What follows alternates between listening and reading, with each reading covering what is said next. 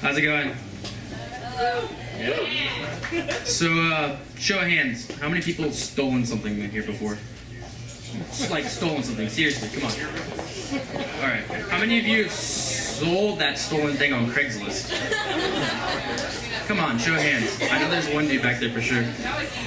Oh, okay. Well, same difference. So I didn't write this story. I guess I should raise my hand because I don't know. So I didn't write this story, but it has a lot of weird similarities of things that have happened in my life. So whoever submitted it, it'd be cool to talk to you about it afterwards. Anyway, so Sunday afternoon, super hungover, just laying on the couch, you know, going for your midday hungover nap. And my roommate Chris has someone over. And naturally we have a shitty apartment, so you can hear through the walls. And I'm sitting there trying to take a nap, and his friend Natalie is on the phone, and I can't really piece together what she's talking about. But the more I listen, the more I realize that her iPhone 5, just like Nathan's story, was stolen the night before. So I'm listening to her go on and on about how her phone was stolen, and you know, it's like a $500 phone, like, really. So I'm thinking, man, this is insane. Her phone got stolen, she's here, she's really upset.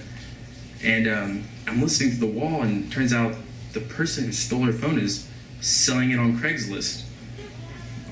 Right? What? Okay, so she's kind of talking on the phone about how she's gonna go about getting it back. She's gonna, like, you know, try to meet up with this guy. So, you know, in my super hungover state, I'm sitting there and I'm like, man, you know, I've never been in a fight.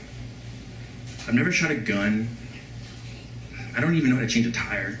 So this is my chance to redeem my manhood. I'm gonna help Chris's friend Natalie get her fucking phone back. It's an iPhone 5, you know, $500. So I'm like, okay, get up. I tell Natalie, like, hey, so you have this guy's number? You know how to get a hold of him? She's like, yeah, you know, I want to meet up with him and get this phone back before he sells it. So, take out my phone, start texting this joker. So, I plan to meet up at some Montrose grocery store. You know, all day I'm just thinking, all right, what am I going to say to this guy? How am I going to get this phone back? What am I going to do? I think I got it. Pretty sure I can convince him to do the right thing and get the phone back. So, I sit there. We get to the grocery store. Natalie didn't want to call the cops in case that, you know, shit got weird or whatever, but she's with me and she's kind of hiding in the dry foods, granola and shit. Anyway, so I sit by the exit, I get a bottle of water, and I'm just thinking, like, man, I got this. I'm gonna get this fucking phone back. So I'm sitting there by the exit so I can see everybody coming in and out. And text them, hey, I'm here, whatever. And so a couple minutes later, short, well-dressed Mexican guy comes up. So typically he's probably gay. I'm like, hey, you, what's your name? He's like, what's it? Some generic Mexican guy's name. Pablo. He's like, I'm Pablo. So I'm like, what's up, Pablo? So, does he get the phone? He's like, yeah. I was like, how'd you get this phone? He was like, well, man, see, what happened was like, I was dating a girl, and we broke up, and I took her phone. I'm like, that makes sense. Okay, cool. So, I turn her phone on, and at this point I realized, holy shit, I do not know how to use an iPhone. I don't have an iPhone. So, I start, like, shaking, and I'm like, oh my god, I gotta, like, pretend like I know what I'm doing right now. So, I'm like, hey, you know how to turn this thing on? He's like, nah, man, I don't know. I'm like, okay, cool. So, I'm shaking, fuck, what am I gonna do? I know her password, so Natalie gave me her password before this whole change happened. It turns on, I punch it in, and it opens, and you should see his face like, whoa, what the fuck? So I tell him, hey, I know this phone's stolen. You're gonna give it back to me. He's like, oh, no, man, you're gonna pay me for this phone. And I'm like, no, I'm not. You're gonna do the right thing and give me this phone back. And I told myself I would do one thing. I wouldn't set the phone down once I had it.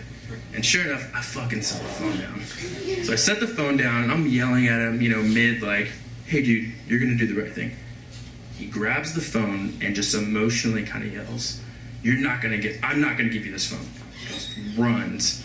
And at this point, I'm like, holy shit, this guy's running with the phone. I gotta go after him, right? I mean, this is my chance to redeem my manhood. Like, can't change a tire, never been in a fight. I'm gonna chase this guy after an iPhone 5. So I go after him. He goes towards, the produce, cucumber, squash, whatever.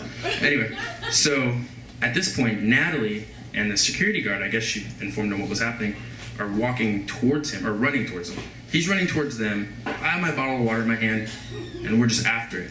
He storms through them, knocks them down. I throw my bottle of water, hit him in the side of the head. He falls down. I grab him and just push him over. And I'm like, dude, give me the fucking phone. He takes the phone and throws it against the wall. And I'm like, oh my God.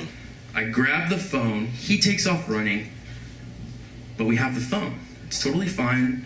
And I'm like, oh my God, this just happened in the middle of this fucking grocery store. There's kids and shit, I don't know. Anyway, so everyone comes up, management, and I kind of realized at this point how, traumatic it was for everyone around us, people just doing their Sunday evening grocery shopping, getting ready for the week, and it was kind of selfish of me to want to redeem my manhood at all these other people's expense. But the worst part about it is he still has my number because I was texting him to meet up. So that's it. Thanks for Lindsay and Emily for having me.